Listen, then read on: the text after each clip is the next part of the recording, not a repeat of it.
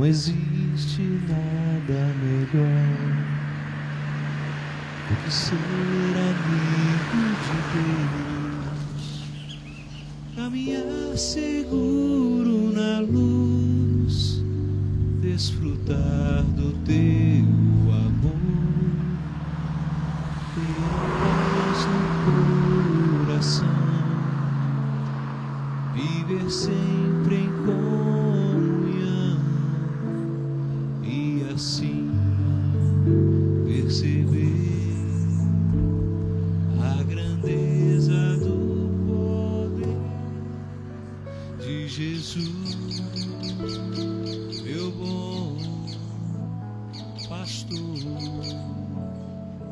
Não existe nada melhor, não existe nada melhor do que ser amigo de Deus, caminhar seguro na luz, desfrutar do teu amor, ter a paz no coração, viver sempre em comunhão e assim perceber a grandeza do poder de Jesus, meu bom pastor. Ter a paz no coração, viver sempre em comunhão e assim perceber a grandeza do poder de Jesus, meu bom pastor.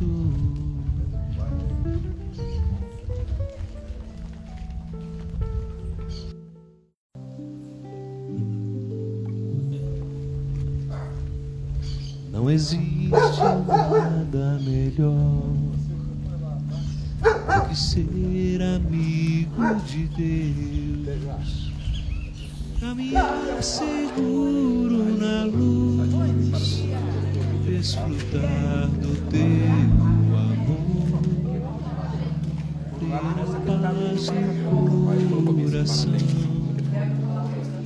viver sempre em comunhão e assim perceber a grandeza de Jesus, meu bom pastor. Pouca café ou muita fé? Isso que eu quero saber. Ele gostou do café. Ser amigo de Deus, Fala tchau lá assim, né? Fala tchau. seguro na luz, Bom dia.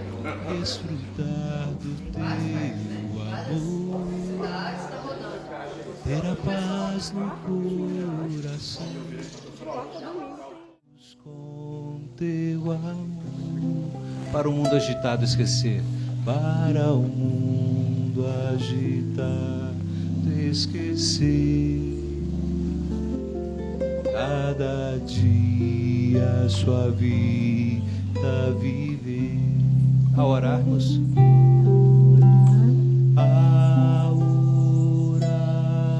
Senhor, vem encher-nos com teu amor, para o mundo agitar, esquecer, cada dia sua vida viver, cada dia sua vida viver. Nossas vidas vêm, pois, transformar. Nossas vidas vêm, pois, transformar. Refrigério pra alma nos dá. E agora com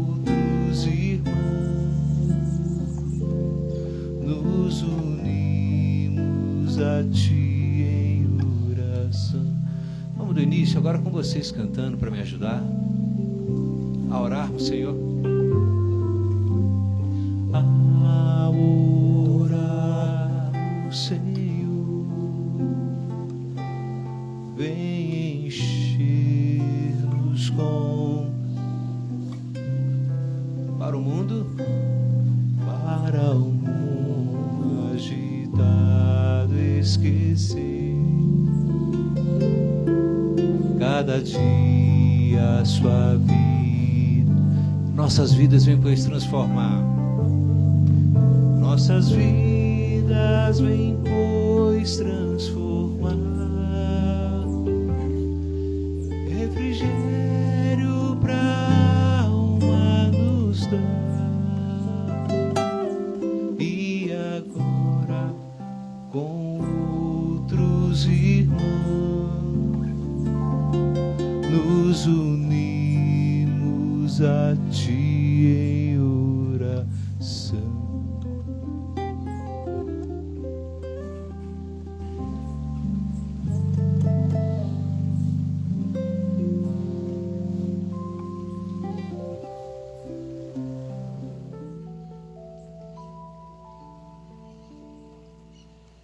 Amém. Que bom é cantar a Ti, Jesus. Que bom. Toninho. Amém. Gente, bom dia. Fala no microfone, fica melhor. Hoje nós trouxemos aqui uma convidada especial, a Nani Barros. Vai cantar um pouquinho pra gente e com a gente. Quem quiser cantar junto, né, Nani? Claro. Pode ficar à vontade. Tá bom, gente? Fala no microfone, né? Isso. Sempre esqueço disso. Eu lembro sempre de um trecho da Bíblia que fala assim que todo dom perfeito e toda boa dádiva só tem uma origem, né? Só tem uma origem. É do Pai das Luzes, é do Senhor, nosso Deus, né? Isso nos alegra muito porque a gente é beneficiário e usufrutuário, né, desses dons, todos eles, desde essa natureza linda, maravilhosa, desde as oportunidades, a fé, a alegria, a paz, que estão aí disponíveis para a gente, né? Então vamos cantar, vamos nos alegrar.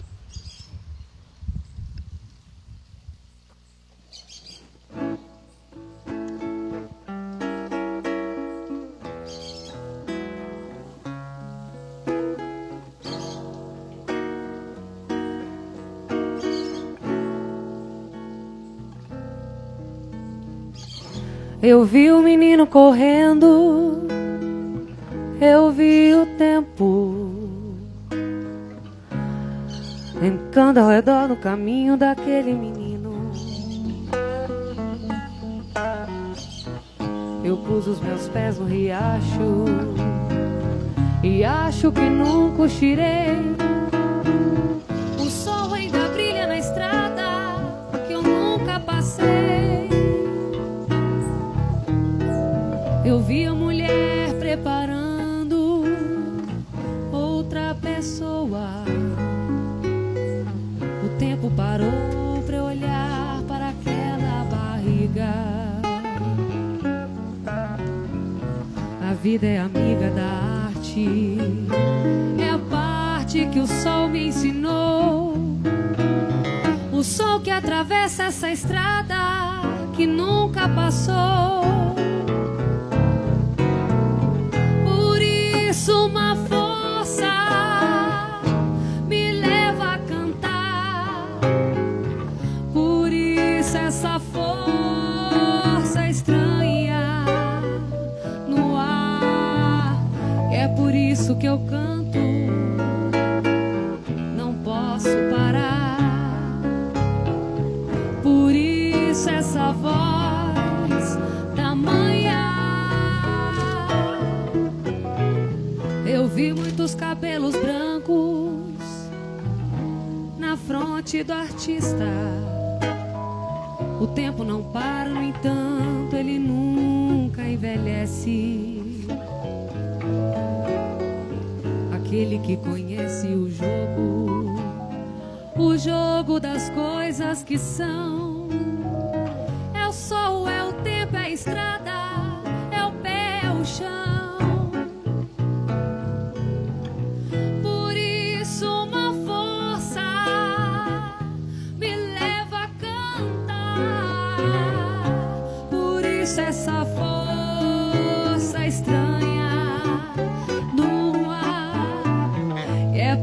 isso que eu canto, não posso parar.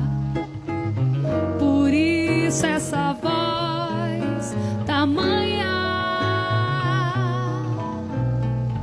Eu vi muitos homens brigando, ouvi seus gritos. Estive no fundo de cada vontade encoberta. É a coisa mais certa de todas as coisas. Não vale o caminho sobre o sol. É o sol sobre a estrada, é o sol sobre a estrada, é o sol. Por isso uma força me leva a cantar. Por isso essa força estranha no ar. E é por isso que eu canto, não, eu não posso parar. Por isso essa voz tamanha. Por isso uma força me leva a cantar. Por isso essa força estranha no ar. E é por isso que eu canto, não posso parar. Por isso essa voz tamanha.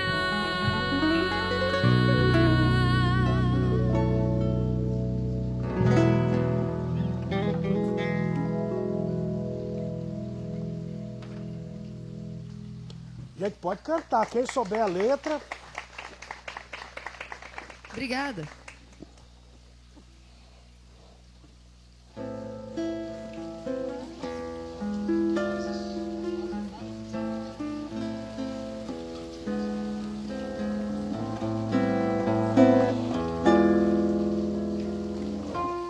Bate outra vez,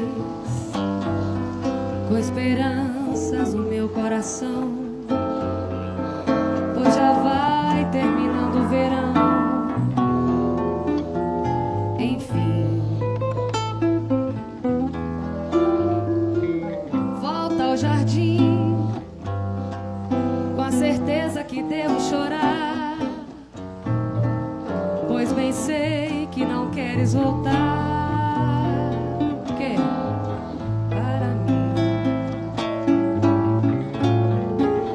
Queixo minhas rosas, mas que bobagem, as rosas não falam.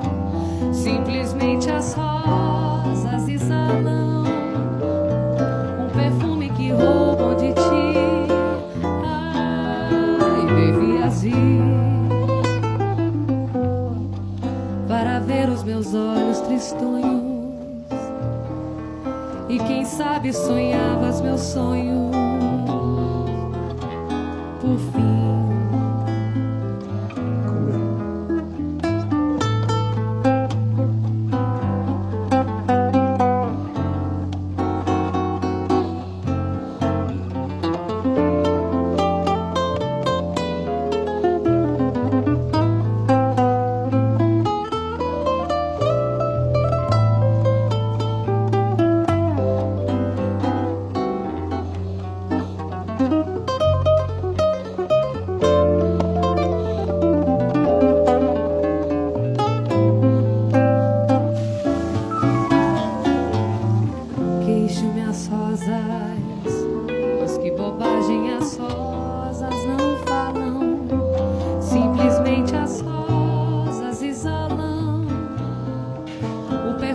que roubam de ti. Ai, devias vir para ver os meus olhos tristonhos. E quem sabe sonhavas meus sonhos. Por fim.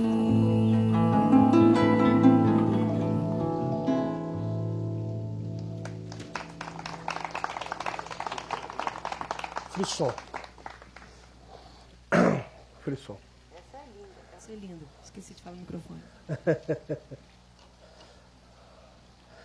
Essa próxima música, Frisson, o autor dela é o Tunai, que é irmão do João Bosco. E de Minas Gerais. E é mineiro também, né? Bom demais agora. Tá bom, então vamos lá.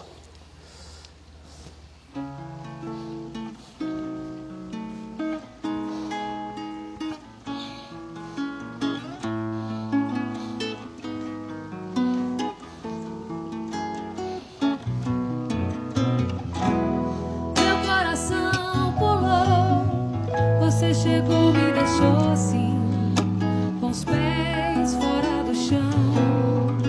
Pensei que bom, parece enfim acordei pra renovar meu ser. Faltava mesmo chegar você, assim sem me avisar, pra acelerar um coração que já bate pouco de tanto procurar por outro. Anda cansado, mas quando você está do lado, fica louco de satisfação. Solidão nunca mais, você caiu do céu, um anjo lindo que apareceu, com olhos de cristal, me enfeitiçou. Eu nunca vi nada igual. De repente, você surgiu na minha frente, um cintilante, estrela em forma de gente, invasora do planeta amor. Você me conquistou, me olha, me toca, me faz sentir que é hora agora da gente ir.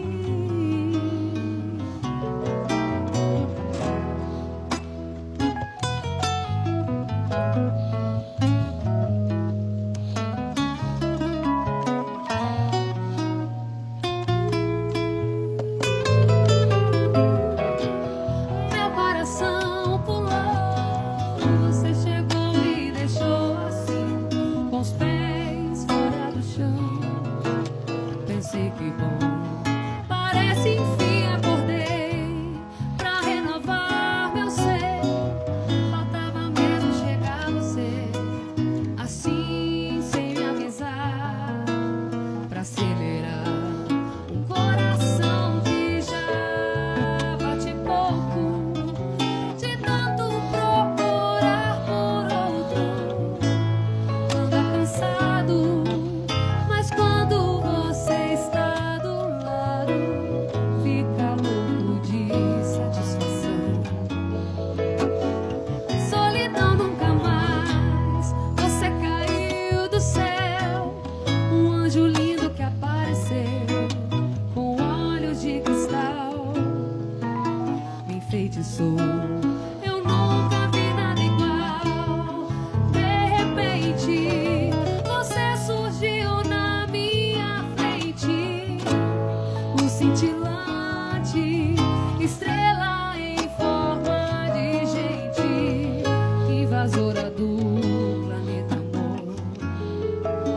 Você me conquistou, me olha, me toca,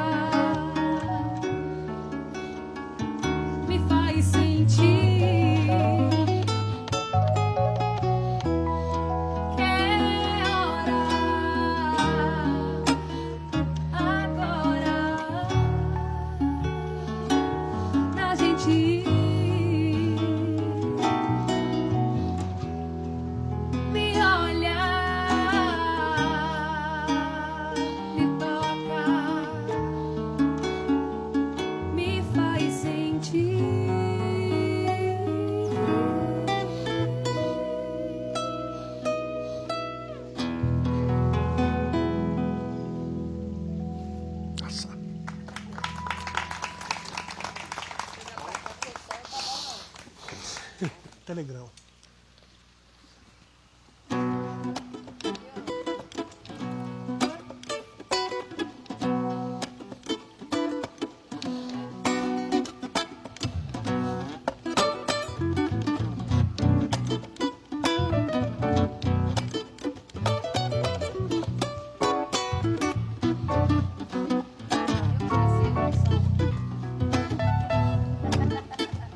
Eu tava triste.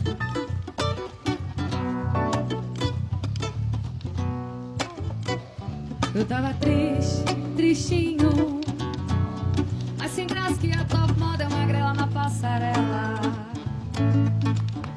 Eu tava sozinho, mais solitário que um paulistano, que banação na hora que cai o pano. Tava mais bom que banda de rock, o palhaço do circo Vostok.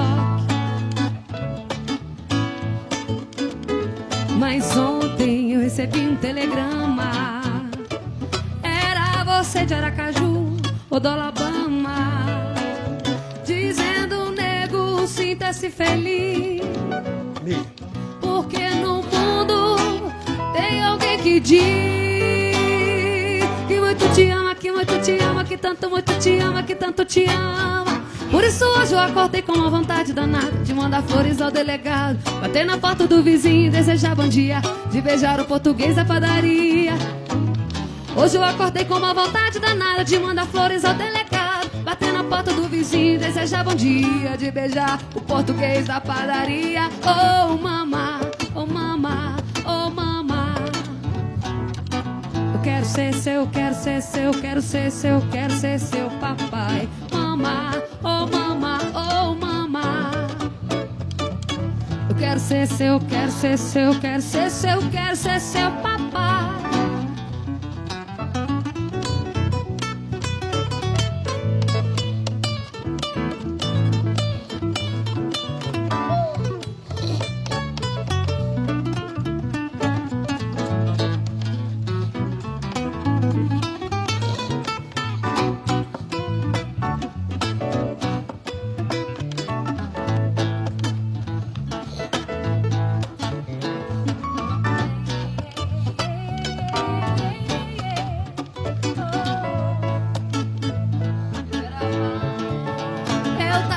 Triste, tristinho, mas sem graça que a top model magrela na passarela.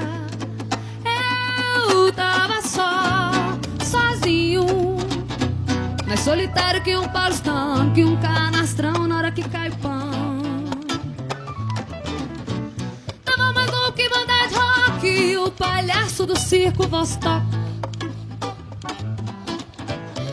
Mas ontem eu recebi um telegrama. Era o Sidney de Aracaju, da Alabama. Dizendo, nego, sinta-se feliz, porque no mundo tem alguém que diz que muito te ama, que tanto te ama, que muito te ama. Por isso hoje eu acordei com uma vontade danada de mandar flores ao delegado, bater na porta do vizinho e desejar bom dia, de beijar o português da padaria. Hoje eu acordei com uma vontade danada de mandar flores ao delegado, bater na porta do vizinho e desejar bom dia, de beijar o português da padaria. Oh mamá, oh mamá, oh mamá. Eu quero ser seu, quero ser seu, quero ser seu papai. Mamá, oh mamá, oh mamá. Eu quero ser seu, quero ser seu, quero ser seu, quero ser seu papai.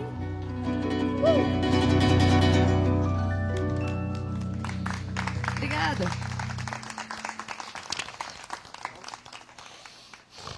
Faz parte do meu show. Beleza.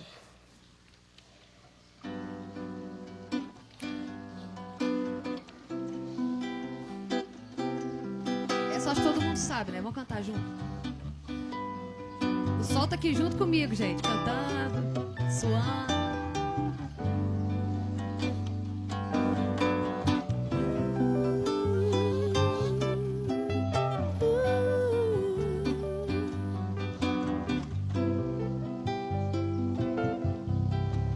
te pego na escola e encho a tua bola com todo o meu amor. Te levo pra festa e testo seu sexo com ar de professor. Faço promessas malucas tão curtas quanto um sonho bom. Se eu te escondo a verdade, baby, é pra te proteger da solidão. O quê? Faz parte do meu show, meu amor.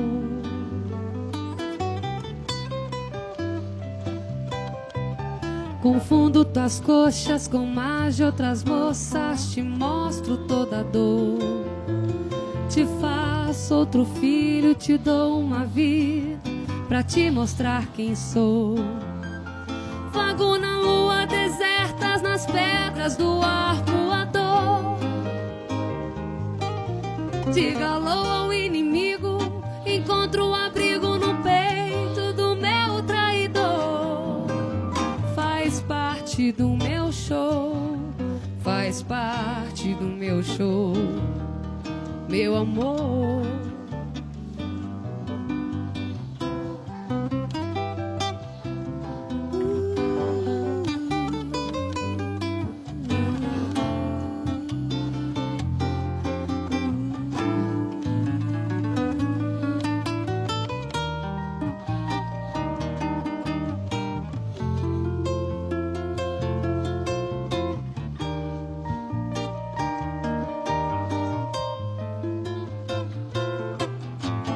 Invento desculpas, provoco uma briga, digo que não estou.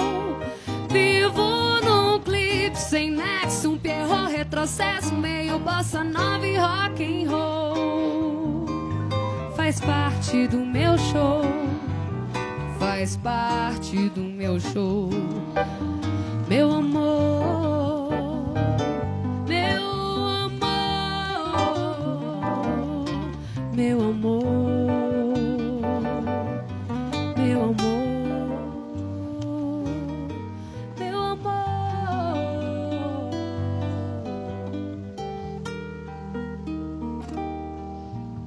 Meu amor. Nossa. Beleza.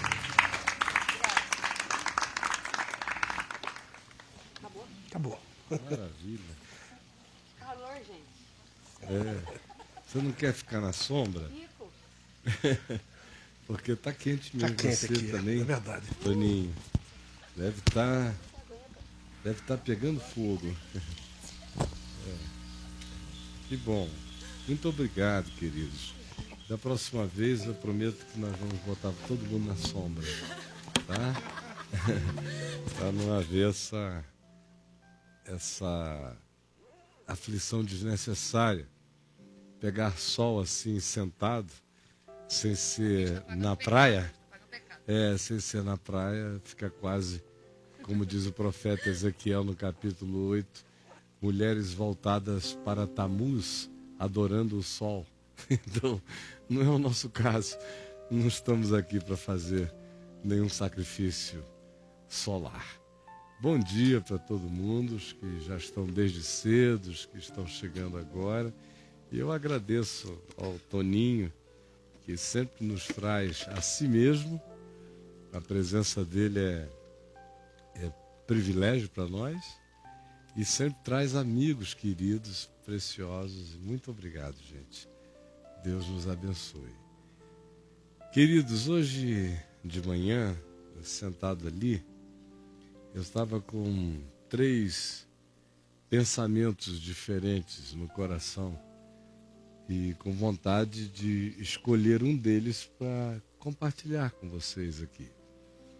Mas talvez uns 30 segundos antes do Toninho começar a tirar o violão das costas, eu olhei assim para vocês todos, uma perspectiva dali, e me perguntei, se ninguém aqui jamais tivesse ouvido falar de nada disso,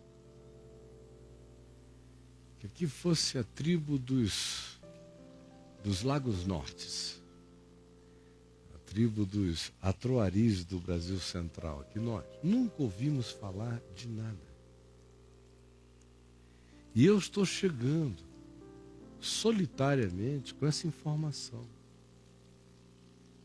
Aqui ninguém nunca ouviu falar de nenhum Deus a não ser o da sua construção local, da cultura imediata, das crenças.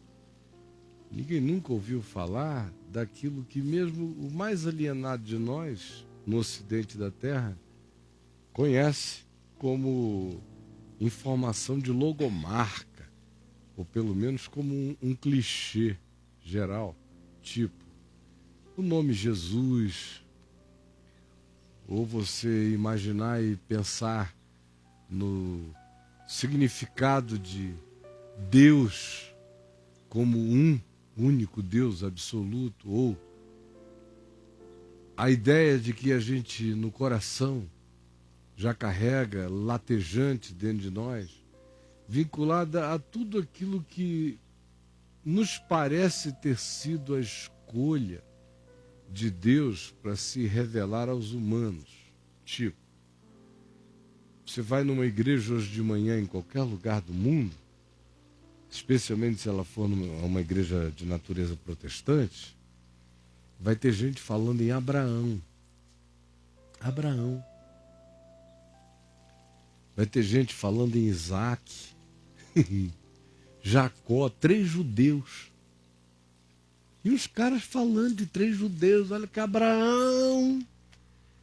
E a gente fica ouvindo, é muito Abraão, é muito Isaac, é muito Jacó, porque Davi, é muito Davi. A gente vai, é muito herói, é muito Monte Olimpo, muito Aquiles, muitos Hércules, muita mítica humana que a gente acha que se ela não for tratada, nós não fomos instruídos. Se a pessoa vem numa reunião cristã e depois de alguns meses ela não está aprendendo, já aprendeu bastante sobre Abraão, Isaac, Jacó, Davi, divisões do Velho Testamento, profetas maiores, profetas menores, autores dos livros, tal, quem foi, como se houvesse convicções absolutas a respeito disso. Mas isso aí, o indivíduo vai, senta e ele levanta com aquela ideia de que ele aprendeu de Deus. Não foi a sensação que tomou conta de vocês? Aprendeu de Deus. Por quê? Ficou conhecendo bem Alexandre o Grande. Não, Alexandre o Grande, no nosso imaginário, não está associado. Quem tem uma aula de Alexandre o Grande não sai dizendo, hoje eu aprendi tanto de Deus. Mas quem tem uma aula sobre Davi, em geral, sai dizendo, eu aprendi hoje tanto de Deus. Quem tem uma aula sobre a vida de Gandhi, não sai dizendo, eu já aprendi tanto de Deus. Mas quem tem uma aula sobre a vida de Abraão, diz, meu Deus, hoje eu fui edificado. Não é assim? Se a gente aprende histórias dos nossos heróis, dos nossos semideuses, dos nossos Alexandres, dos nossos Aquiles, dos nossos Hércules, dessas nossas figuras que não são gregas, mas são judaicamente divinizadas pelo nosso paganismo que tem necessidade de cultuar o pajé, o ancião da tribo, os ancestrais. A gente precisa desse culto à ancestralidade, como não dá para cultuar o avô, a avó. Todo mundo vira neto de Abraão, neto de Isaac, neto de Jacó, porque esse lado da família parece que deu certo. Bom, deu certo em termos, deu certo na Bíblia, com a gente esquecidos de quem eles foram na vida real, fazendo deles quem eles nunca foram, uns para os outros. Aí esse lado da família dá orgulho. Mas se a gente for viver com essa família, ela é mais insuportável do que a que a gente tem. Ser neto de Abraão, pelo amor de Deus. O meu avô mais desgovernado, que era o Firmino, pai da minha mãezinha, que está partindo para a casa eterna, era mais fácil viver com Firmino do que com Abraão. Mas sem dúvida. Com meu avô Fábio, Abraão tinha que pedir lições de caráter, postura, ética. Meu avô nunca ia dizer: Zezé, Faraó gostou de ti. Se ele te chamar, vai, que é para nada prejudicar a minha vida, tá legal? Imagina só, nenhum dos meus tios iria nunca mais respeitar meu avô. Então, gente, mas nós fizemos esse outro lado da família se tornar perfeita.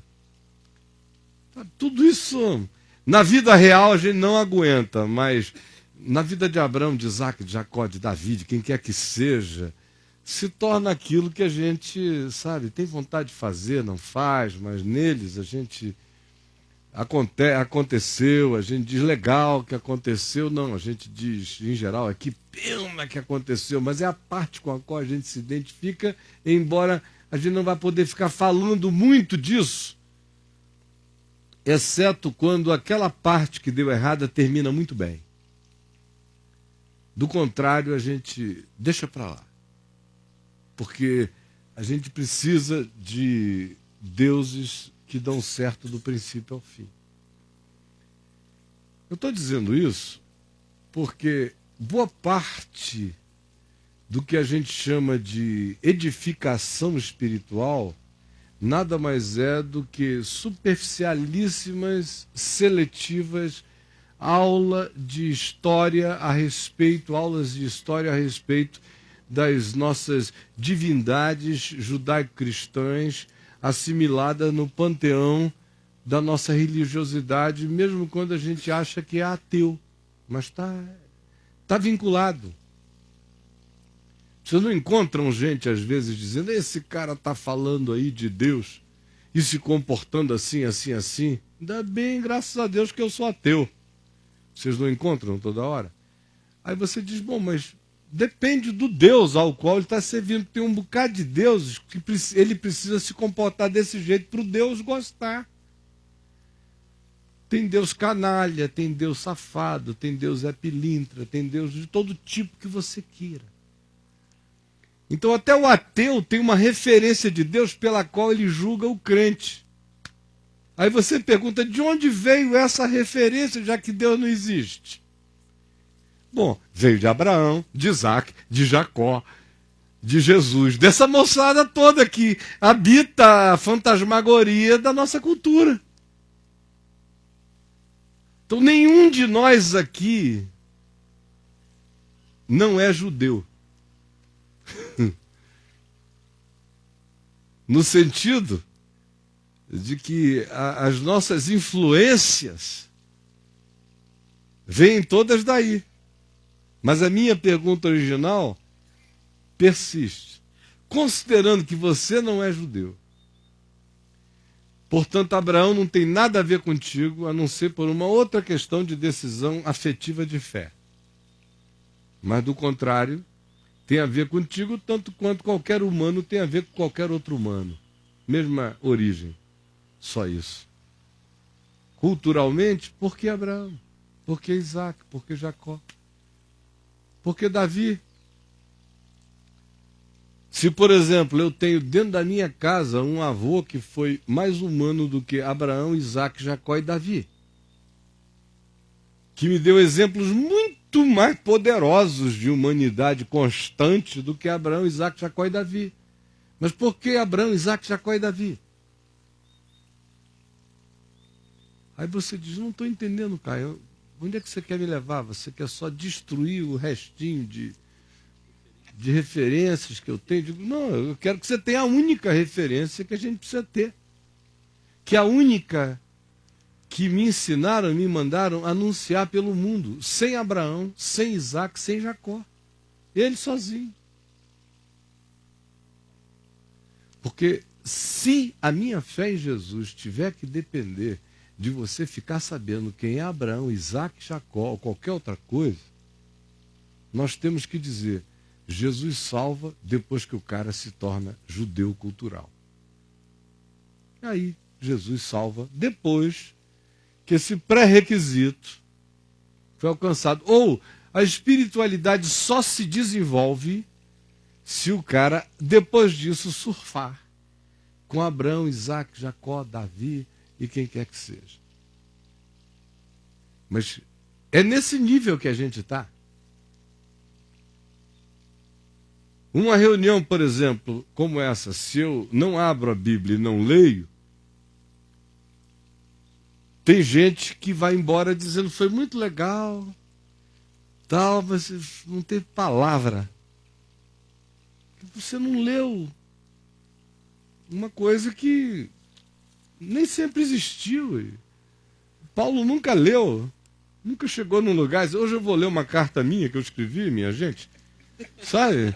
Uma carta minha, sabe? Inesquecível aos Colossenses. Inesquecível. Nem eu fico livre da minha carta, de tão boa que ela foi. De tão inspirada, eu lê-la-ei. Não existe isso. Ou Jesus chegar em Cafarnaum, primeiro, tragam o rolo. Abram o rolo. Rolo, era um rolo, abrir o rolo. Aí, só tinha analfabeto, tinha que chamar alguém para ler, que a maioria não sabia nem o que era aquilo. Nem ler aquilo. Não, simplesmente não havia isso. E Jesus nunca puxou esse assunto. A única vez que Jesus disse, nunca lestes, e associou a Davi, foi porque estavam enchendo a paciência dele, né? Com Davi, com os leis, com Moisés, com isso, com aquilo, ele então fogo contra fogo. Já que vocês estão com essa, e Davi, me expliquem essa então, me expliquem aquela então.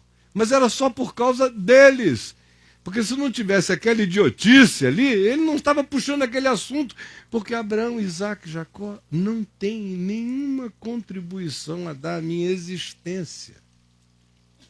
Aí tem gente em casa, vendo pela Vem Ver TV e outros aqui, dizendo, meu Deus, Caio, não diz isso. Não tem. Abraão me serve de quê? De ver como um cara como eu pode chegar a Cristo. Davi serve para quê? Para mostrar como um cara como eu pode, apesar de todas as loucuras do tempo, da hora, da circunstância, desenvolver uma sensibilidade e uma busca de harmonia que não o torna perfeito na existência, mas o torna harmônico num desejo crescente de melhorar como uma pessoa que anda segundo Deus. Como milhares de outras estão vivas na Terra buscando a mesma coisa hoje, com resultados melhores, infinitamente superiores. Porque de toda essa moçada, quando o escritor de Hebreus os menciona em Hebreus 11, e vem do princípio da narrativa de Gênesis até ao final dos profetas, passando por juízes e por tantas figuras míticas na arquetipia do povo judaico, do povo hebreu, ele chega ao fim só para dizer uma coisa. Porque, gente, até eles todos, e sobretudo eles todos, sem nós, não seriam aperfeiçoados. Porque eles estavam vivendo coisas muito mais básicas do que eu já consegui entender, e você também. Eles têm a ver com a evolução de um processo que não parou neles e nem pode parar em mim nem em você. Tem que continuar, porque é evangelho vivo de Deus crescendo entre os homens, é a habitação de Deus com os homens. Bom, voltando para a pergunta original, nessa nossa escola dominical sem Bíblia aberta, no jardim. A pergunta é, e se vocês nunca tivessem ouvido falar de nada disso, sobre o que a gente pregaria? Eu chegaria aqui com o quê?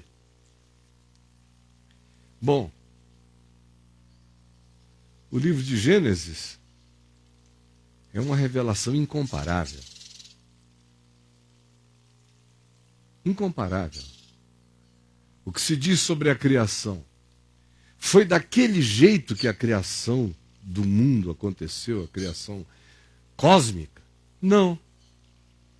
Provavelmente não. Aquela é a única maneira que a mente humana tinha de olhar desse microambiente absolutamente inexistente no espaço-tempo e se perceber. A Bíblia não está falando de quem Deus é e de como as coisas foram. De fato, ela está falando de como eu consigo perceber, até onde se conseguiu perceber. Mas é claro que não se estava dizendo como foi, porque ninguém sabe como foi, só quem criou. E ninguém saberá como foi a menos que ele diga. E todo mundo que pesquisa e chega perto do que foi, chega só perto do que foi. Ou perto das bilhões de alternativas de como pode ter sido.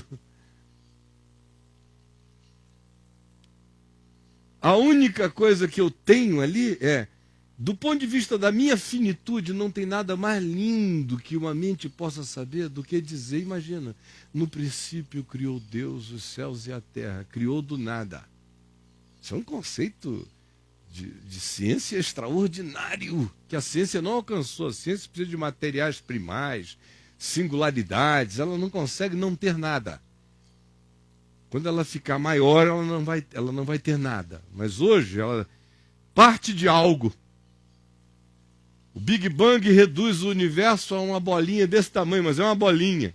Ora, tanto faz se é bolinha desse tamanho ou do tamanho do universo, onde não há nada, uma bolinha. Ou o universo é tão maluco quanto a mesma coisa. Tanto faz. No princípio, Deus tirou do nada, do coisa nenhuma, ex nihilo, puxou para si.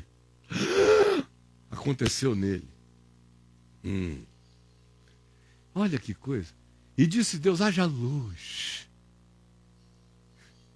Você vê todos os mitos de criação, veio uma tartaruga que transou com um cágado, nasceram não sei o quê, bababá. Não, mas veio um ente invisível e diz, haja luz, e houve luz. A gradualidade dos dias, das coisas sendo criadas, que coisa mais maravilhosa.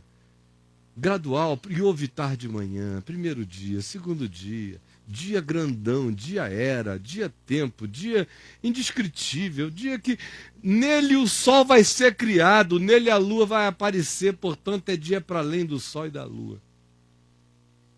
E o processo é, produza a terra, produzam as águas, produzam os mares, mostrando claramente que ele soprou vida para que a vida crescesse nos lugares. A única coisa alienígena que não é evolutivamente gradativa nesse processo é a nossa chegada, que é uma presença alienígena, tão alienígena que a gente chegou outro dia, e a Terra já está aqui há 4,5 bilhões de existência detectável, a gente chegou aí, tem 120 mil anos de uma história civilizatória semissímia, 12 mil de história de Homo sapiens detectáveis. Olha a desgraça que a gente conseguiu. Nós somos de fora, nós viemos de algum lugar. Ou se a herança que a gente resolveu adotar é do Tártaros, não é daqui, desse planeta. Nós somos totalmente desconectados do que está aí em volta. Agora, nós, se não tivéssemos ouvido falar de nada disso, sobre o que eu estaria pregando hoje aqui? Eu iria dizer o que para você? Que Deus criou os céus e a terra? O que aconteceu quando Paulo, por exemplo, chegou em lugares onde Abraão, Isaac e Jacó não tinha a menor relevância? Nem o livro de Gênesis, nem o Velho Testamento, não tinha ninguém fazendo essas perguntas que só judeu faz. Ou, depois de um tempo, cristão faz. Ele simplesmente encontrou gente doente, gemendo. Falou, rapaz, deixa eu fazer uma oração contigo. Como lá em Malta, o pai de Públio, ardendo em febre, com disenteria. Aí o cara é curado na hora. Aí um monte de gente diz, puxa vida, está doendo aqui também. Aí ele começa a orar. Daqui a pouco tem gente à beça dizendo que coisa extraordinária, o que está acontecendo? Ele disse, deixa eu explicar. Aí ele começava a dizer, olha, o que está acontecendo aqui é o seguinte. Tudo isso que está à nossa volta, e que existe, onde quer que exista, é sopro de um amor de vida. E esse amor em vida se manifestou tão completamente solidário para com a nossa condição, que ele se mostrou do único modo que nós humanos teríamos capacidade de perceber, que não é através da reflexão acerca do infinito, por causa da nossa finitude refletindo sobre o infinito, nossa finitude jamais alcançará o infinito. Portanto, o infinito se finitiza, se tornando um de nós e diz, quem me vê a mim, vê o infinito. E ele disse que a vinda dele aqui é para que toda essa ignorância sobre a nossa falta de sentido e razão de ser termine. E ele ensinava qual era o significado da vida daí para frente. Como quando eu cheguei pela primeira vez na vida, perto de um ambiente quase virgem, de Abraões, de Isaques e de Jacós, na minha vida, mas o ambiente já tinha sido desvirginado, mas desvirginado com carinho, sem estupro. Foi entre os índios Iscariana, lá no interior do Amazonas, há 37 anos atrás. Eles tinham sido evangelizados uns 8, 10 anos antes, sem doutrinação, mas com texto, pouco texto. O que houve? Um antropólogo inglês chamado Desmond e a esposa dele foram para essa tribo dos Iscarianas, não levaram nada, só eram linguistas maravilhosos. Tanto é que o Desmond terminou a vida como catedrático de línguas em Oxford, de tão bom que o cara era. Ele chegou com esse conhecimento e foi aprender a língua dos índios. Depois de começar a entender algumas pequenas tolices ali no convívio, ele percebeu que tinha mais naqueles índios do que ele sabia. E um dia ele estava escovando os dentes na beira do rio Nhamundá, o índio areando os dentes com areia, e ele com escova ocidental, o índio começou a assoviar um cântico.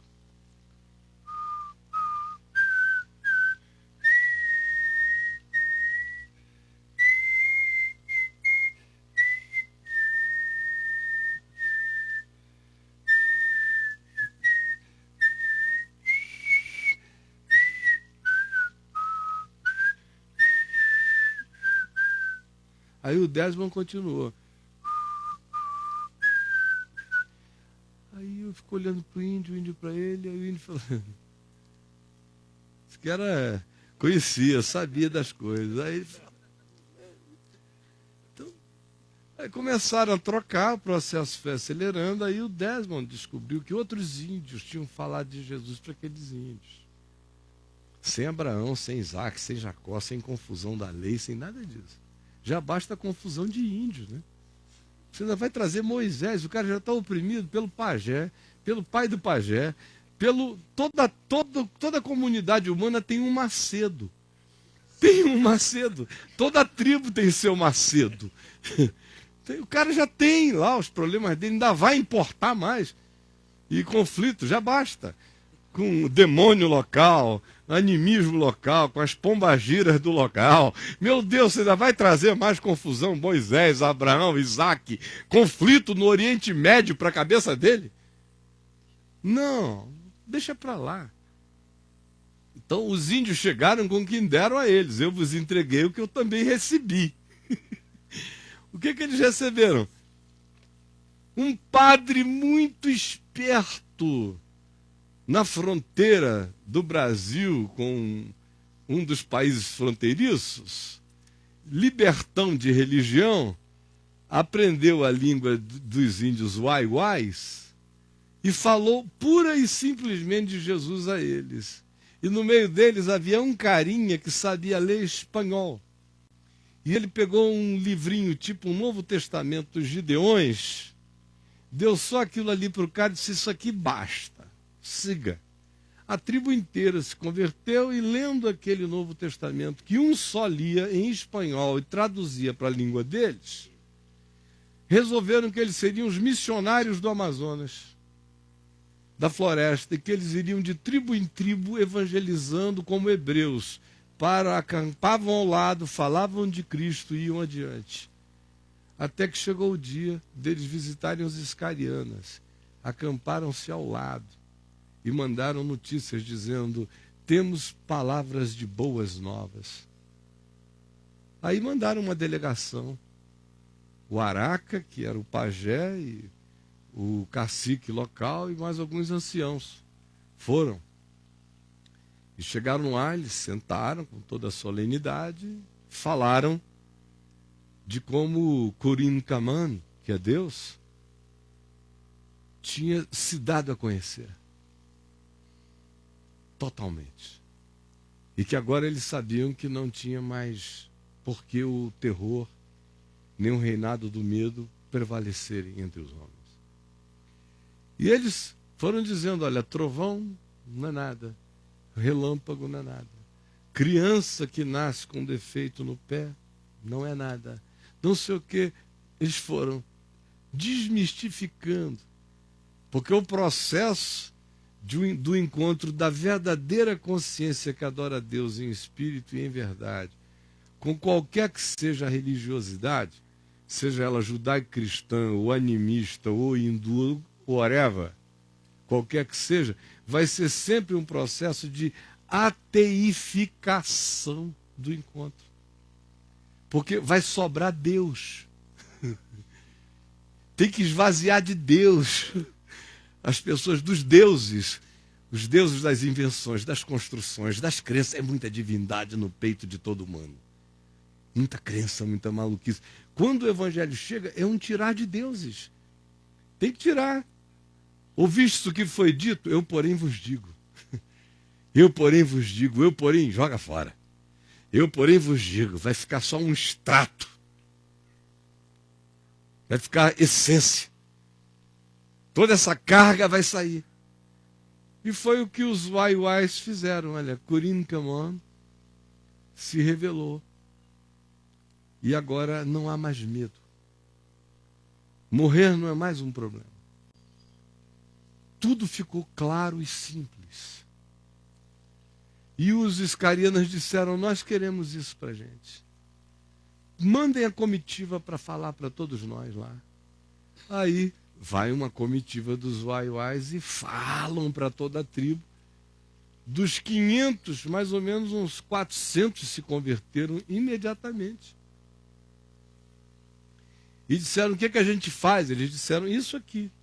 Não tenham mais medo, nem isso, nem aquilo. Deram as instruções gerais e prossigam. E eles estavam sozinhos, ó. Já tinha uns 6, 7 anos quando o missionário chegou, o Desmond, o antropólogo cristão. E aí o Desmond gastou mais um outro tempo aprendendo a língua, traduzindo o Novo Testamento, não exatamente. Alguns livros apenas. Ele disse, eu vou dar para eles Marcos, que foi dos evangelhos o primeiro a ser escrito, e o mais simples. Não tem genealogia de Jesus, tem menos histórias de tudo, tem menos ensinamento oracular. Só muitos fatos. Fatos de amor e de misericórdia. Deu Marcos. Aí depois ele já deu um salto de Marcos ele deu a eles o Evangelho de João, quando ele conseguiu traduzir. E não ficou preocupado logo com Mateus e Lucas, nem nada disso. Aí ele traduziu Atos. O raciocínio dele foi: se eu der Marcos para eles, eles vão ficar sabendo o que há de mais original e simples sobre Jesus. Deve ser a melhor informação para descomplicar uma cabeça. Segunda coisa, eu vou dar João, só que vai dar a eles um panorama de como isso é infinitamente maior. É local e é mais do que universal. Eu vou dar ele Atos para eles saberem como é que a tribo vai se reunir agora, já que eles, como tribo, eram exatamente a conjuntura social e política que a igreja tentou implantar nos primeiros anos em Jerusalém, botando uma sociedade dentro da sociedade. Lá em Jerusalém era a sociedade maior e dentro a sociedade da igreja. Quase como uma igreja alternativa, como uma sociedade alternativa, se não tomasse cuidado, viraria uma sociedade paralela, como virou. Começou como um grupo alternativo. Simpatia, graça, amor, Atos 2 aí, depois do Pentecostes, 2, 3, 4. Gozando com a simpatia de todo o povo. Depois de um tempo foram se em si mesmando, se tornaram uma comunidade paralela, vai virando um gueto. Começou como uma alternativa e acaba virando um enguetamento. Pois bem, em Atos ele diz: aprendam o seguinte, vocês já são Jerusalém aqui, não tem nada, só floresta. Então vocês têm que aprender a viver com o partir do pão, a comunhão, a simpatia, a generosidade, porque vocês não têm que atravessar nenhum rio para ter comunhão com ninguém. A vida de vocês é uma comunidade de 500 pessoas. Pratiquem isso aqui. Deixem que o Evangelho seja a política de convívio humano, de trato, de carinho, de justiça, de verdade, de misericórdia. E aí, o que mais que ele fez? Ao invés dele pegar e traduzir Romanos, imagina aqueles índios lendo Romanos, cara. Ixi, ia ser uma confusão, índio querendo saber o que era predestinação. Eleitos e predestinados, o que é isso? Segundo a eleição em Abraão, meu Deus. Bom, para judeu é um argumento de maçonaria que a gente tem que conversar com um judeu ou com um cristão, como a maioria de nós, que já ficou judaizado pela cultura. Mas para o índio iscariana, você vai jogar romano na cara do sujeito para quê? Por quê? Criar um conflito, por quê? Ensinar o quê? Ensinar conflito? A maior parte dos nossos ensinos, considerando que ninguém aqui é judeu, considerando tudo isso, quando a gente encontra uma pessoa que não sabe nada, a maior parte das vezes a gente primeiro problematiza a mente do cara para depois tentar desproblematizar e mostrar como Jesus é a solução para o quebra-cabeça que o cara nem tinha como problema para ele ainda. Mas primeiro se oferece um grande quebra-cabeça e diz: se vira. Aí o cara, meu Deus, mas o Deus do velho não combina com o do novo.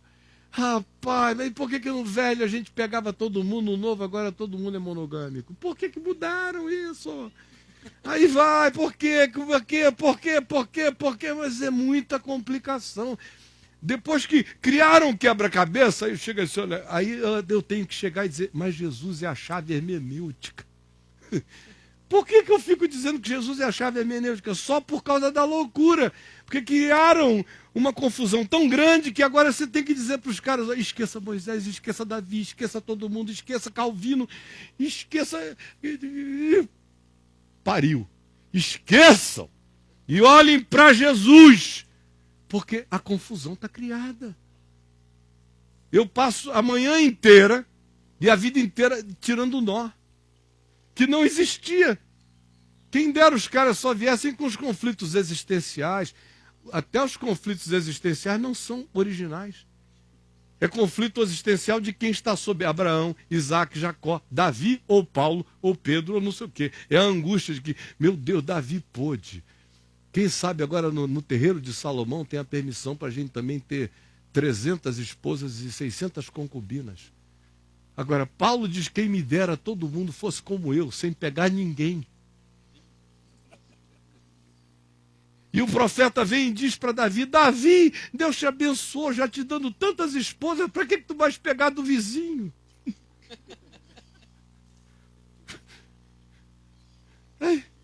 É muita confusão. Quando na realidade, sinceramente, eu hoje posso saber de Davi. Porque eu sou Davi. Mas durante muito tempo, eu vim fazendo o meu caminho de sair do meio desses escombros todos sozinho. Dizendo: não, isso não pode fazer sentido. Mas graças a Deus eu tinha a pedra de esquina, que era Jesus. Por ela eu fui limpando a área.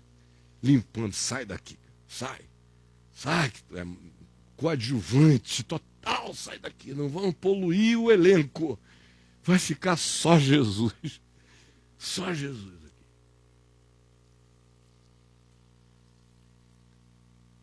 Então, eu estou dizendo isso tudo ilustradamente, desalinhavadamente, para chegar de fato aonde eu quero chegar aqui. O que do Evangelho, de fato, existe em você? Por que você acha que você é do Evangelho? É porque você sabe coisas que outros não sabem sobre essas famílias judaicas esquisitas? Isso te faz um cara superior, né? Você aprendeu genealogias.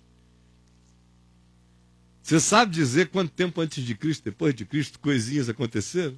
Por isso é que você é do Evangelho? Porque você foi batizado? Que não falta água. Essa aqui está natural, aquela ali está morna, aquela ali está super fria, aquela ali está natural. Se você quiser batizar na quente e por imersão, afunde ali, eu ajudo você. O que você quiser. A temperatura, agora, não converte ninguém aqui. Só convertidos é que recebem a alegria do encontro humano do batismo, porque o verdadeiro batismo já precedeu a qualquer coisa que se faça aqui. Aqui é sempre repetição. Simbólica, afetiva, humana, psicológica e fraterna de algo que interiormente já tem que ter acontecido no coração da gente. Do contrário, isso aqui, nem aqui nem no Vaticano, não muda a alma de ninguém. Então por que você acha que você é do Evangelho? Você come o pãozinho, ou a hóstia, ou bebe do cálice? Não se engane. Não é o McDonald's da Nova Jerusalém. Não tem essa ilusão. Por que você acha que você é do Evangelho? Você toca, canta, induz outros a cantarem, ou você fala? Ou porque você grava o que eu falo? Não. E eu sou do Evangelho porque eu tenho a cara de pau de vir aqui falar do Evangelho? Não. No fim, minha gente, o que Paulo diz: sem Abraão, sem Isaac, sem Jacó, sem Davi, sem ninguém, pressupondo um encontro humano puro e simples, sem os pedigrees complicativos dessas heranças absolutamente humanas e carregadas apenas de orgulho e vaidade genética, étnica, cultural e de todas as presunções de todos os povos. E os judeus não são diferentes de nenhum, ao contrário. Os profetas dizem: Deus vos escolheu porque vocês eram os piores, para mostrar que a partir dessa bagaça, a partir do pior está aqui. Então, quando Deus elege alguém, ninguém se vangloria, porque Deus só elege a bosta. Ele criou do nada, então, para não ficar criando do nada, agora ele cria de cocô, de mim, de você, dessas coisas. Predestinados deveriam ser todos quebrantados, porque teoricamente toda a predestinação é do cocô para ser preciosidade. Então, todo predestinado já devia dizer, não quero nem falar do assunto, porque eu estou falando da minha vida pregressa. Predestinação é vida pregressa, então deixa para lá. Sabe, eu estou em Cristo, acabou essa história, olha cá. Está melhor agora do que antes. Então, o que é ser do Evangelho? O que edifica? O que é ensino? É você ter aulas de hebraico, de grego, ficar aprendendo diferençazinhas de nomes, passar a chamar Jesus de Yoshua. Ai, você ficou tão mais espiritual agora, com essa palhaçada desse culto letrista linguístico ao judaísmo. Yoshua, ele diz, agora sim, estou cansado, 2000 anos sendo chamado de Jesus, Genizestes, qualquer coisa, agora, enfim, me chamaram pelo nome certo. Falem, eu vos ouvia pelo apelido, agora pelo nome certo, com muito mais elegância responderei. Gente, o que é ser do Evangelho, o que é ter o ensino? Olha, eu falei isso tudo só para ler isso aqui, ó. Sem Abraão, sem Isaac, sem Jacó, sem nenhuma discussão de nenhuma natureza, porque nada mais importa. Se Deus criou em 7 segundos, em 7 minutos, em 7 bilhões de anos, em 7 aeões indescritíveis, tanto faz. Bobagem. Totalmente bobagem. Deus é Deus, acabou. Se, como ele disse, Deus quisesse, Jesus disse, ele suscitaria dessas pedras filhos a Abraão. Então parem de ficar impressionados com Abraão. Porque a urina divina é Abraão. Brotando para todo lado. Qualquer escarro divino faz nascer 300 Abraões. Parem com essa história. Porque no fim, Jesus não quis responder para o pessoal aquelas perguntas de quem pecou, esse ou seus pais, para que nascesse assim? Ele não se deu nem ao trabalho disso, porque até entrar nisso é de uma idiotice presunçosa, tão louca para a mente humana, que Jesus não nos incitou a partir dele mesmo a fazermos a viagem dessa arrogância idiotada, e que não vai concluir com absolutamente nada.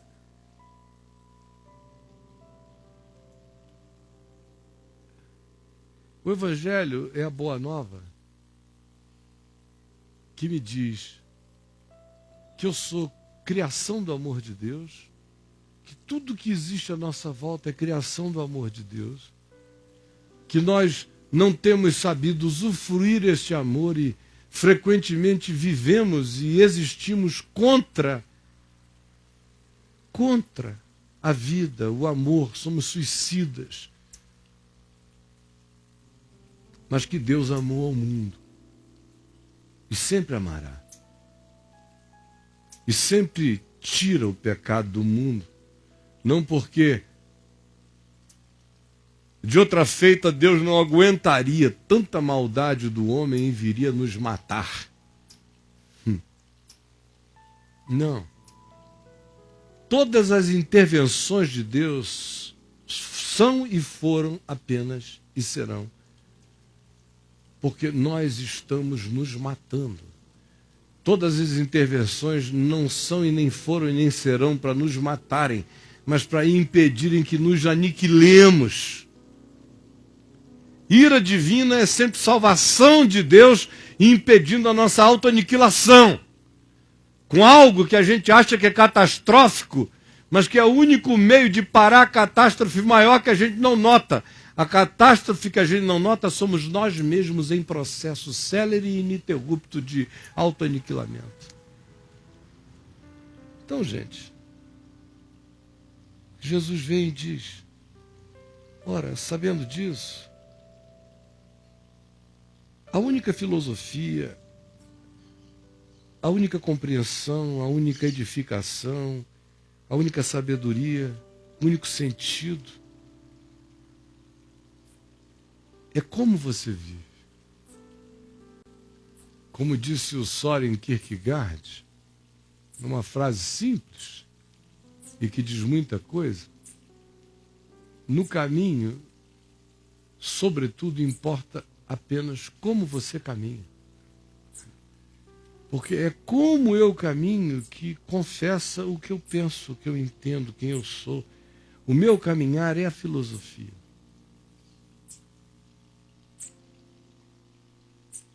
O meu andar é a teologia.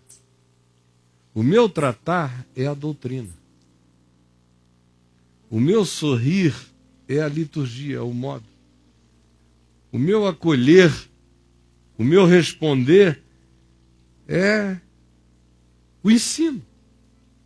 Se não houver esse processo de que dentro de mim, com todas as minhas imperfeições, mas isso esteja presente e crescendo e realizando o bem de Deus na minha vida e a partir de mim o bem de Deus naqueles que provam de mim e tocam em mim, não houve nenhum evangelho, não haverá nenhum evangelho. Por isso eu concluo, como eu disse, depois de ter falado o que falei, apenas lendo um texto que eu sei vai ganhar um outro sentido para a gente agora. Paulo, como eu disse, depois de ter resolvido os Abraões, os Isaques, os Jacóis, os Davis, os Moisés, ele chega aqui em Romanos e diz, olha, só uma coisa importa. E é a que eu imploro a vocês. É que pelas misericórdias de Deus e pelo amor de Deus, por causa desse amor, dessa vontade de fazer da gente quem ele é, filhos deles, com a consciência dele, com a qualidade dele em nós, vivendo como deusezinhos do Deus eterno, do Pai eterno, com a bondade dele na terra. Eu peço a vocês que por causa dessa invasão de consciência de amor, vocês integrem e entreguem a totalidade do ser de vocês como uma oferta viva, santa, agradável a Deus, que é a racionalidade dessa compreensão que adora em espírito e em verdade. E não vos conformeis, não vos amoldeis, não vos impressioneis com este aeon, com as dimensões de cada momento histórico, porque elas são passageiras, mas transformai-vos dia a dia, tendo o Evangelho como referência pura e simples, e assim renovem as vossas mentes, para que vocês possam conhecer na carne, no trato, no amor, no abraço, na conjugalidade, com os filhos, com os pais, com os irmãos, com o próximo, na vida, vocês possam provar qual seja a boa, a agradável e a perfeita vontade de Deus. Porque pela graça que nos foi dada, cada um de nós é quem cada um de nós é. Por isso, não pense nenhum de vocês a si mesmo, acerca de si mesmo, além do que convém. Antes, cada um se interprete com moderação. Segundo a medida da fé que Deus nos deu, sirvamos cada um ao próximo. Porque assim como num só corpo tem muitos membros, mas nem todos os membros têm a mesma função, assim também nós, conquanto muitos, somos um só corpo em Cristo e membros uns dos outros. Tendo, porém, dons diferentes, sirvamos a Deus e ao próximo com diferentes dons e graças. O amor, seja sem hipocrisia. Isso é evangelho. Olha, se o Senhor criou todas as coisas em 7 dias, 7 bilhões de anos, 7 qualquer coisa, ou num tempo indesignável, não interessa. Mas que o amor seja sem hipocrisia é a minha salvação. Do contrário, eu estou danado. Vocês entenderam como estão edificando a gente com a edificação que mata e não constrói? O que edifica está aqui. O amor seja sem hipocrisia. Isso eu tenho que aprender. Abraão, Isaac, Jacó. Diletantismo histórico interessante. Curioso. O amor sem hipocrisia, você podia ser um budista que nunca ouviu falar de Abraão, Isaac, Jacó, Davi, ninguém ia ouvir isso. O amor seja sem hipocrisia.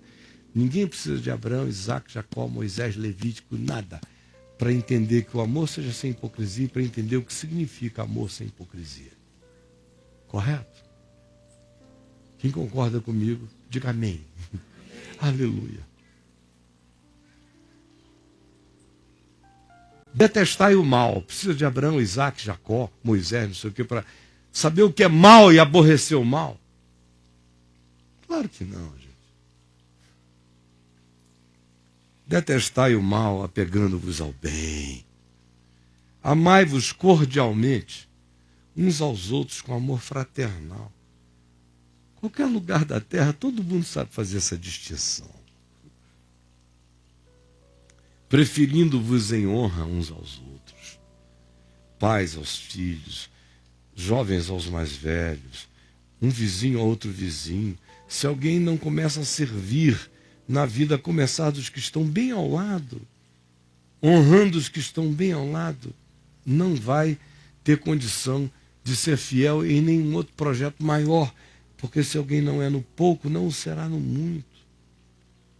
No zelo do amor, do fervor, do compromisso de ser, não sejam procrastinadores nem remissos. Ao contrário, sejam diligentes nos compromissos da consciência de vocês. Regozijai-vos na esperança. Tenham alegria nas melhores coisas. Sede pacientes na tribulação, aguentem firme. E na oração pelas melhores coisas sejam perseverantes.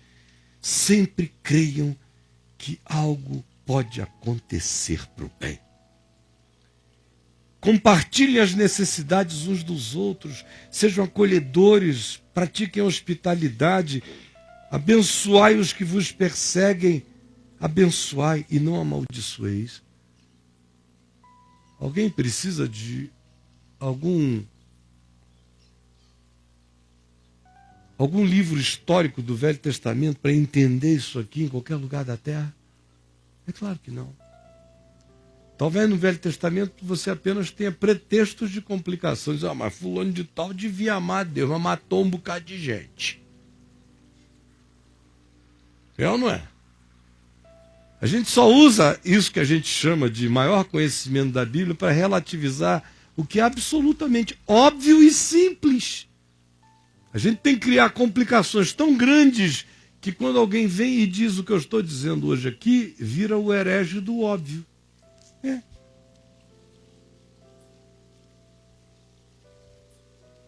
Compartilhai, abençoai e alegrai-vos com os que se alegram. Tem que ter curso de hebraico para saber o que é alegrai-vos com os que se alegram. Grego, para saber o que é chorai com os que choram. Tem que ter letras, tem que saber ler. Não! Qualquer analfabeto entende isso. Isso é evangelho. Ele está alegre, não sinta inveja da felicidade dele, se alegre com ele. Ele está triste, não seja superior sobre ele na tristeza. Fique do tamanho dele, com ele. Qualquer um sabe o que isso significa com hebraico, sem hebraico, com grego, sem grego, em qualquer lugar da terra. Isso é evangelho.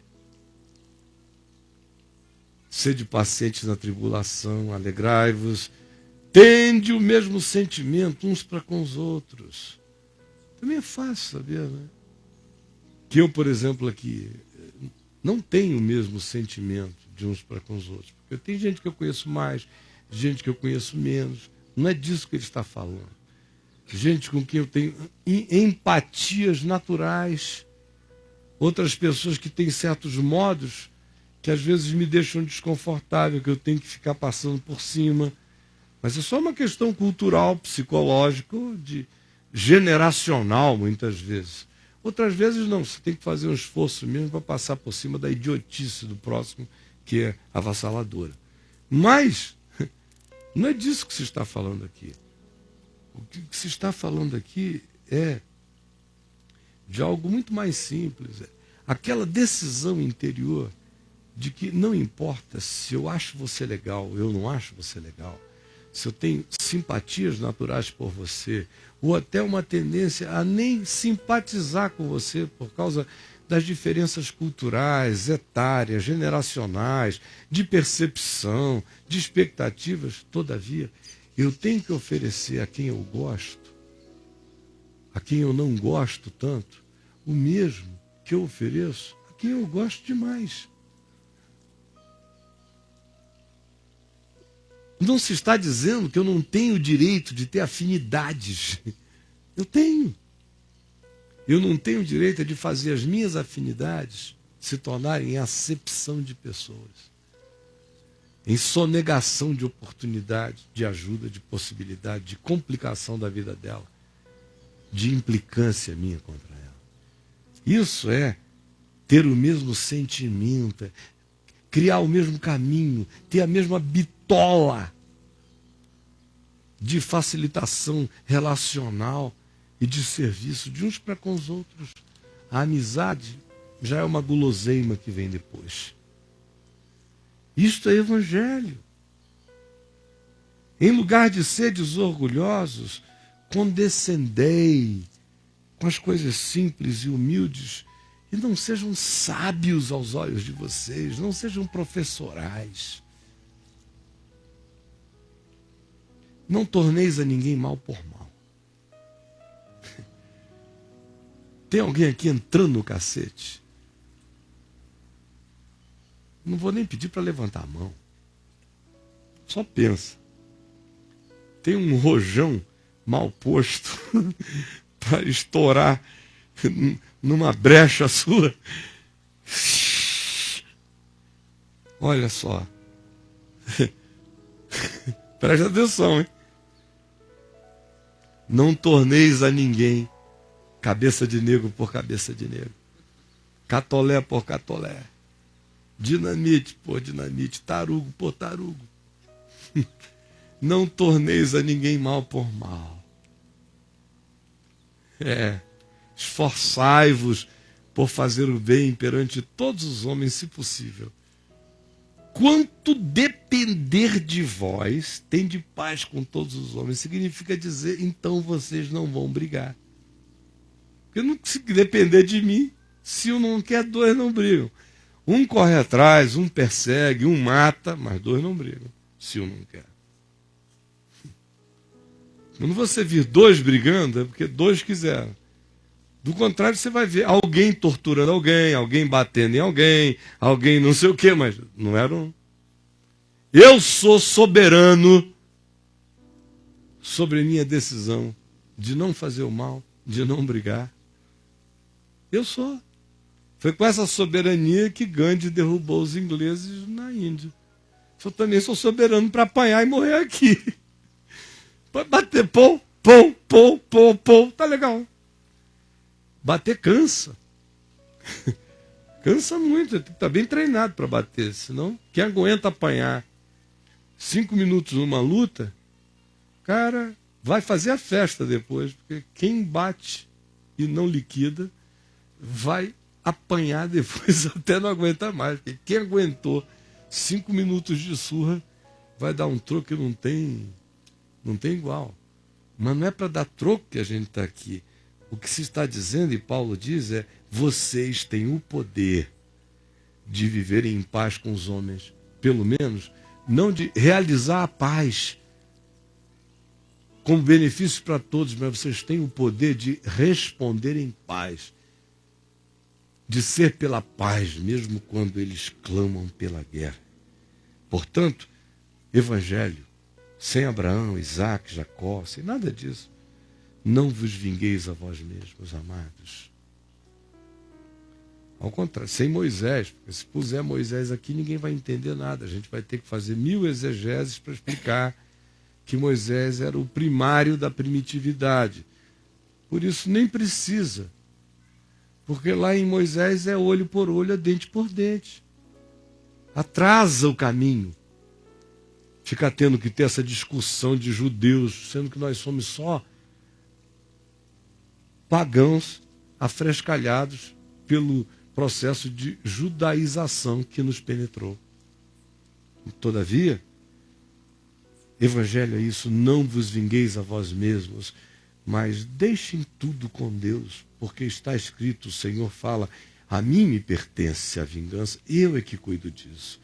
Mas quanto a vocês, querem evangelho? Com hebraico, sem hebraico, com instrução, sem instrução, com doutrina, sem doutrina. Vocês estão predestinados, saibam disso. Só se vocês viverem assim.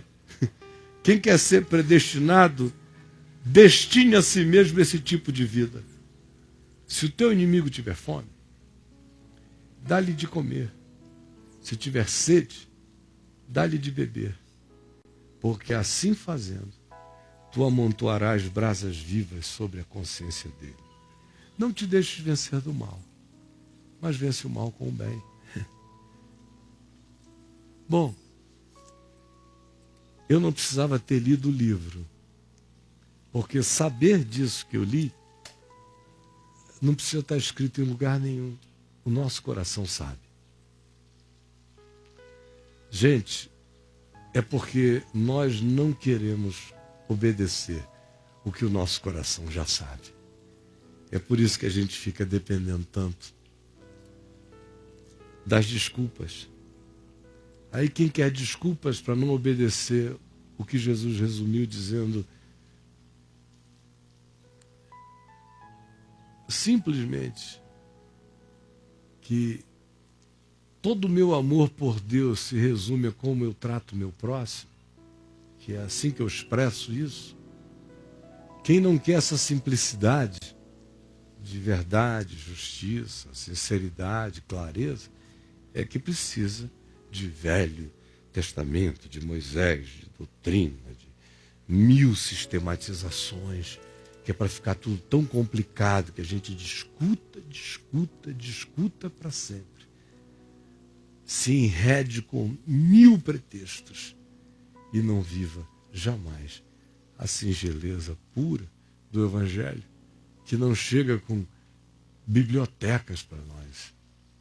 Ele chega com gestos, copo d'água, abraço, carinho, respeito, verdade, simplicidade, compromisso, solidariedade, hospitalidade, misericórdia, fidelidade. Isso é evangelho. Isso é que faz o sol nascer aqui dentro. Isso é que dá vontade de viver, dá força para viver. Porque ninguém se fortalece alimentando-se da sua própria perversidade. A gente fica forte alimentando-se de bondades praticadas, que são os alimentos que me fortalecem. São decisões de amor praticadas na vida, se transformam no manjar que fortalece meu espírito.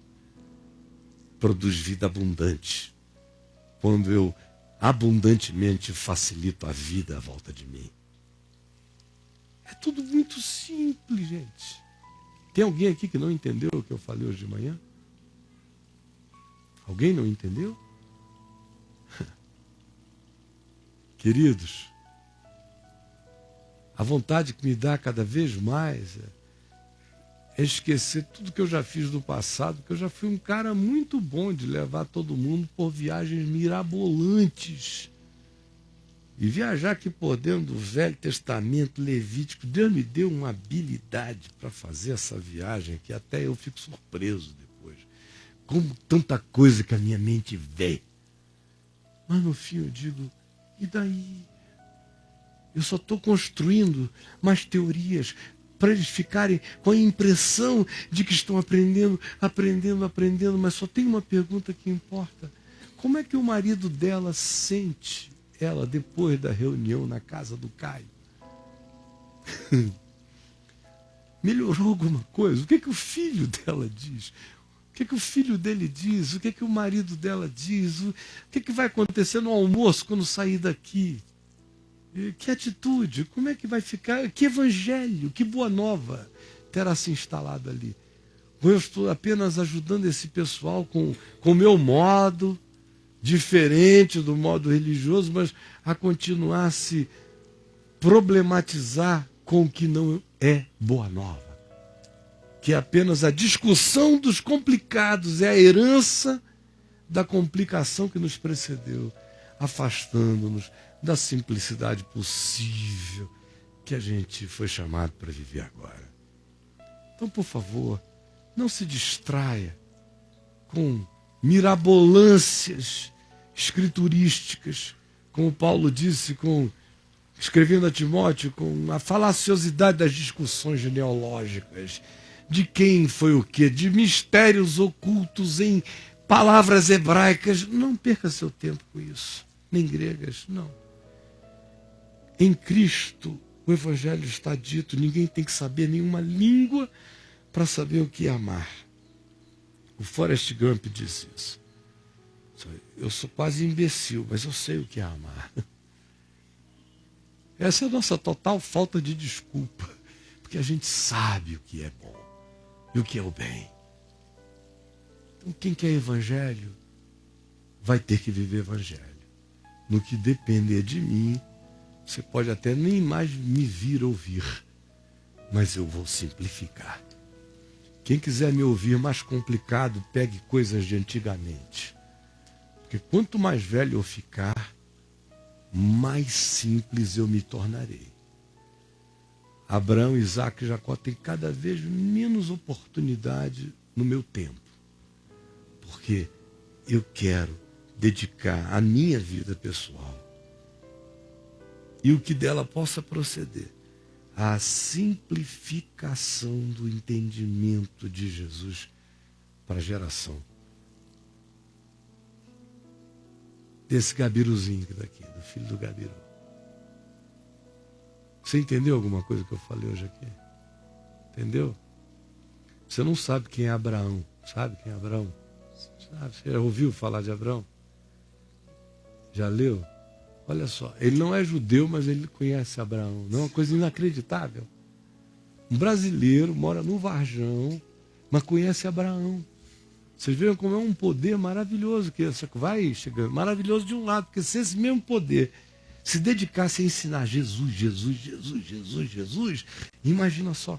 Mas para chegar a Jesus, o cara começa lá atrás, né? Aí o flanelógrafo do começo do mundo, aí vai. Imagina se Paulo fosse começar a falar de Jesus com flanelógrafo no Areópago. Olha, eu vendo que vocês adoram a muitos deuses, vendo que tem um altar ao Deus desconhecido, trouxe um flanelógrafo. Começou o mundo assim. Gente, é muita energia gasta em tudo que não é Deus. Você quer ver um exemplo monumental disso no Brasil hoje? Ficando apenas no âmbito da religião momentânea e não do governo. É o Terreiro de Salomão, que vai ser inaugurado agora em julho. É o Terreiro de Salomão. Você imagina só, no Brasil, se está gastando uma coisa de milhões de dólares em culto a um ego que está fazendo um mausoléu, que é o Terreiro de Salomão. É a macumbaria vírus mais poderosa que haverá no Brasil. É a do Terreiro de Salomão. Olha só a energia que a gente põe. É tudo no lugar errado. Então, voltando aqui para o meu Gabiruzinho. Brincadeira, rapaz. Você ouviu de Abraão, Isaac e Jacó em casa ou na igreja, na escola dominical? Já ouviu, né? E de Jesus, o que você ouviu? Muita coisa, né? Ah, que bom que teu pai fala mais de Jesus contigo, né? E em casa também? É, né? O pai dele fala mais dos problemas. Olha, cuidado com os problemas. Os problemas. Menos das soluções e mais dos problemas, né? Ele diz mais cuidado, Cuidado, vai ver que você está precisando disso, né? De enxergar os problemas, porque o cara que não enxerga os problemas, meu amigo, também, ele mesmo é o problema, né? Mas então, amigos, foi para isso que a gente veio aqui hoje de manhã. Para ir para casa, assim, sem terem aprendido nada, sem nenhuma viagem bíblica especial, sem nenhuma sensação de que vocês aprenderam, foram à cabala do jardim do Caio e aprenderam lá nessa reunião de cabala que tem de manhã, transada, um mistério, uma palavra hebraica que abria um sentido novo. Toda vez que eu vejo alguém que diz, olha, uma palavra abriu um sentido novo, eu digo, cara, ele está doido mesmo. Porque não é possível. Nunca, nenhuma palavra mudou o sentido do todo para mim. Eu não leio palavras, eu leio conjuntos. Eu leio grandes cenários. Uma palavra ilumina uma coisa, mas, meu Deus, quando se trata de Deus, quem tem Jesus pode dizer que uma palavra fez tudo novo? Não. Porque Jesus disse, quem me vê a mim, vê ao Pai. Ele não disse, quem sabe hebraico compreende Deus melhor. Não. Me perceba e me absorva. E Deus vai caber todinho em você. Vamos ficar em pé, vamos orar. Paizinho, obrigado por esse dia suave, descontraído, por essa manhã linda, de tanta luz, E eu quero pedir que a suavidade, a leveza, o ajardinamento desse nosso encontro se transforme numa experiência interior e que tu nos faças ser o que prometeste que seríamos, como um jardim regado pela palavra da graça, da verdade, da misericórdia, que nos irrigue o coração com vontade nova, com decisões novas, com ambições espirituais, de tornarmos-nos gente mais pacificada, mais serena, mais resolvida, mais segura, mais plena, mais bonita no interior. É o que eu te peço, por mim e pelos meus irmãos. Que haja evangelho em nós. Em nome de Jesus. Amém.